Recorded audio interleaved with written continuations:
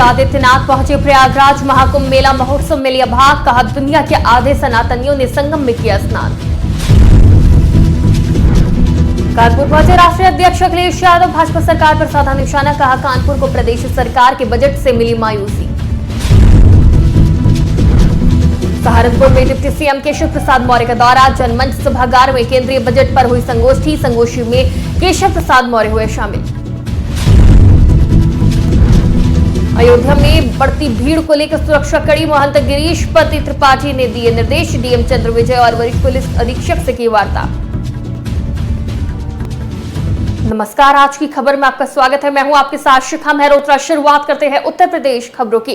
प्रयागराज पहुंचे सीएम योगी आदित्यनाथ ने महाकुंभ मेला महोत्सव में भाग लिया। इस दौरान उन्होंने पूजा अर्चना की। सीएम योगी ने कहा, महाकुंभ में आज 62 करोड़ भक्त डुबकी लगा लेंगे। ये दुनिया का सबसे बड़ा समागम है जहां इतनी बड़ी संख्या में लोग आए। हर सनातनी प्रयागराज में आ रहा है। पूरी दुनिया में 120 करोड़ सनातनी है। इसमें से आधे से अधिक लोग यहां डुबकी लगा चुके हैं। मां गंगा का आशीर्वाद हम सब पर बना रहे। कानपुर में सपा के राष्ट्रीय अध्यक्ष अखिलेश यादव जाजमऊ में सपा नेता महफूज अख्तर के बेटे के शादी में शामिल होने आए। उन्होंने कहा कि कानपुर को कानपुर बनाने के लिए सपा सरकार ने काम किया, लेकिन भाजपा सरकार ने हमेशा कानपुर की उपेक्षा की। एक बार फिर से सरकार ने बजट में कानपुर को मायूसी मिली है, लेकिन फिर भी यहाँ के उद्योगपति अपना उद्योग चला रहे हैं। पिछले 9 बजट ने पीडीए को कुछ नहीं दिया। अगर कुछ मिला भी है तो उनके साथ भेदभाव हो रहा है। बाबा साहेब अंबेडकर ने जो पीडीए को हक और सम्मान दिया था उसे सरकार छीन रही है। आप कंफ्यूज इसलिए मत होइए। पिछले 9 बजट ने पीडीए इसको कुछ दिया ही नहीं है, पीडीए को कुछ दिया ही नहीं, और अगर कुछ मिल भी रहा था तो उनके साथ भेदभाव हो रहा है। बाबा साहब भीमराव अंबेडकर जी ने ये जो आरक्षण दिया था वो पीडीए के लोगों का सम्मान था, उनका हक था, उसको छीन रही है सरकार लगातार। आप कहीं और मत जाइए। आपने जो सवाल उठाया वो बहुत महत्वपूर्ण सवाल है, रुपए को लेकर के, बजट को लेकर के है, लेकिन उससे बड़ा सवाल ये है यहाँ की जितनी भी यूनिवर्सिटी है, आप बताओ पीडीए कहीं दिखाई दे रहा हो तो बता दो। यहाँ की जितनी भी प्रतिष्ठित संस्थाएं हैं, 9 साल यूपी के और दिल्ली की सरकार का, अगर एक भी प्रतिष्ठित पीडीए का परिवार बैठा हो तो बता दो हमें। पीडीए के साथ ये भेदभाव इन्होंने किया है। कानपुर में जो संस्थाएं। Deputy CM Keshav Prasad Maurya budget पर आयोजित संगोष्ठी में शामिल होने के लिए सहारनपुर पहुंचे। इस दौरान उन्होंने कहा कि महाकुंभ में 60 करोड़ लोग डुबकी लगा चुके हैं। इसके अलावा उप मुख्यमंत्री केशव प्रसाद मौर्य ने कहा कि केंद्र सरकार का बजट देश को विकसित भारत बनाने का बजट है। इस बजट से देश 2029 तक दुनिया की तीसरी अर्थव्यवस्था बनेगा। प्रधानमंत्री नरेंद्र मोदी ने देश की 25 करोड़ जनता को गरीबी के दलदल से बाहर निकाला है। अयोध्या में लगातार श्रद्धालुओं की मौजूदगी के चलते स्थानीय लोगों को आवागमन में हो रही परेशानियों को देखते हुए महापौर महंत गिरीश पति त्रिपाठी ने जिलाधिकारी चंद्र विजय सिंह और वरिष्ठ पुलिस अधीक्षक राजकरण नैयर से मुलाकात कर वार्ता की। इसके बाद प्रशासनिक अधिकारियों ने अयोध्या के नागरिकों को आवागमन में सुविधा की दृष्टि से छूट देने का फैसला किया। महापौर ने बताया कि प्रशासन ने सहमति जताई है और आधार कार्ड देखकर अयोध्या के नागरिकों को बैरियर पर हर 20 मिनट के अंतराल पर आने जाने की सुविधा दी जाएगी। देखिए, परीक्षार्थियों को तो पहले से भी हम लोग जो भी उनकी सुविधा हो सकती है उनको प्रवेश पत्र देके उनको आने जाने देते हैं।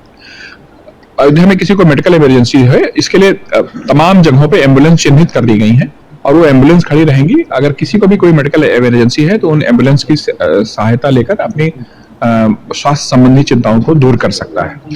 अयोध्या में जो कट है विशेषकर पोस्ट ऑफिस का और जो कट है वो प्रमोद वन का, देवकाली तिराहे का और तुलसी उद्यान का, इन कट पे भी 10 से 20 मिनट के अंतराल पे अयोध्या वासियों का आधार कार्ड देखकर उनको जाने दिया जाएगा।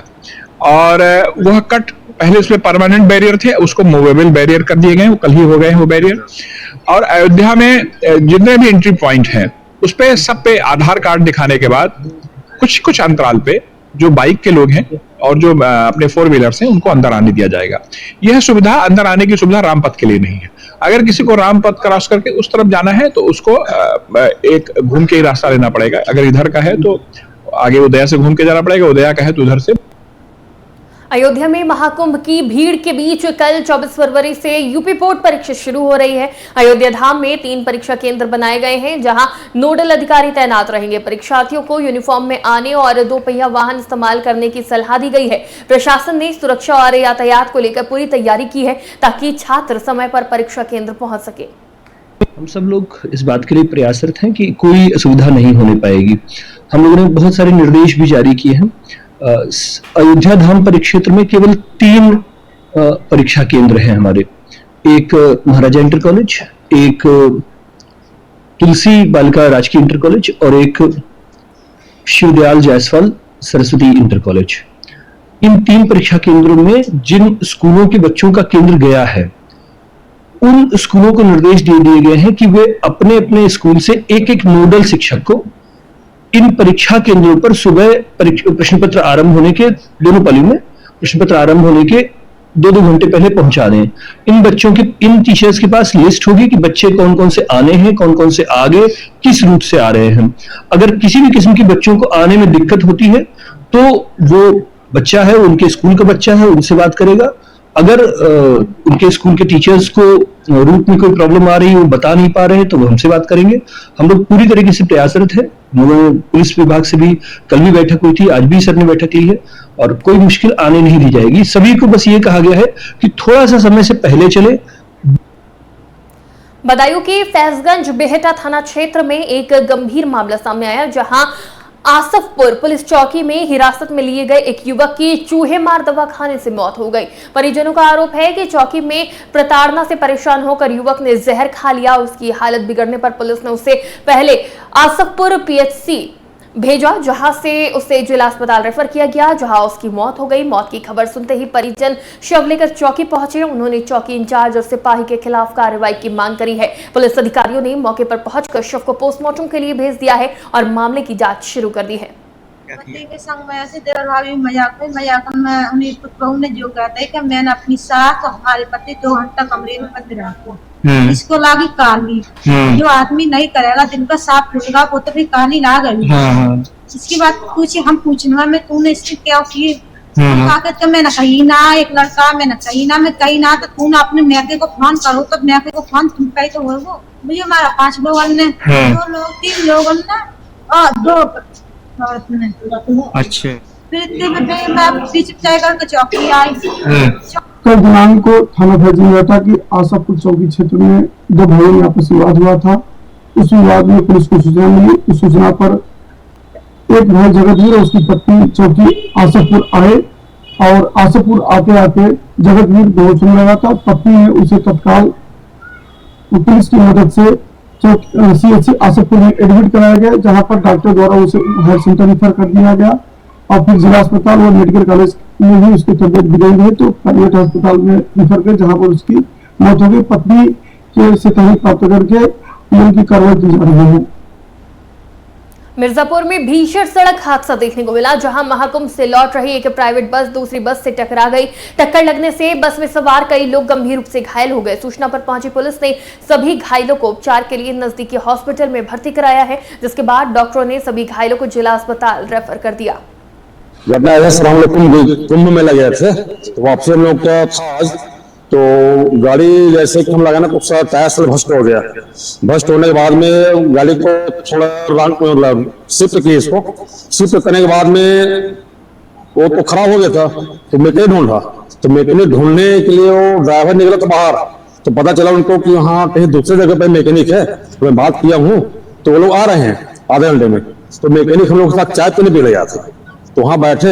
इसके बाद मैं जा रहा करके नीचे घुस गया था वो कुछ होस्ट टाइप को सेट करने के लिए। तो उसी दरमियान डिपो वाली गाड़ी आया अपने परिवहन वाला, तो मैं चाय पी रहा था वहीं पे होटल पे। तो जैसे ही मतलब धम की आवाज आया तो अपन को भयंकर लगा क्या हो गया करके, तो मैं निकला वहीं से तो देखकर तो अपना आदमी घायल हो गया था। इसको अस्पताल में हम एडमिट किए हैं और प्लस ड्राइवर भी इंजोर है, उसको भी बुरी तरह मतलब घायल हो। उसके बाद उस डिपो वाले जो गाड़ी में था ना, तो वो करीब करीब मेरे ख्याल से सर आ रहे थे सरकारी बस से, जब हम लोग उधर से आ रहे थे सर, तो अचानक से ब्रेक मारे, ऐसे कुछ से लग रहा कि जैसे कुछ से लड़ा, अचानक से ब्रेक, हम लोग एकदम पूरा एकदम सीट में कोई शीशा में बहुत तगड़ा चोट लगा है सर। हम लोग एमपी से हैं सर, प्रयागराज से कुंभ नहा के। हम लोग चोपन से आए हैं, प्रयागराज नहाने गए थे। मेरे मम्मी को चोट लगा है, हम लोग को हल्का हल्का चोट लगा है। वही बस। उत्तर प्रदेश की खबरों में फिलहाल इतना ही। देश और दुनिया की तमाम खबरों के लिए देखते रहिए आज की खबर।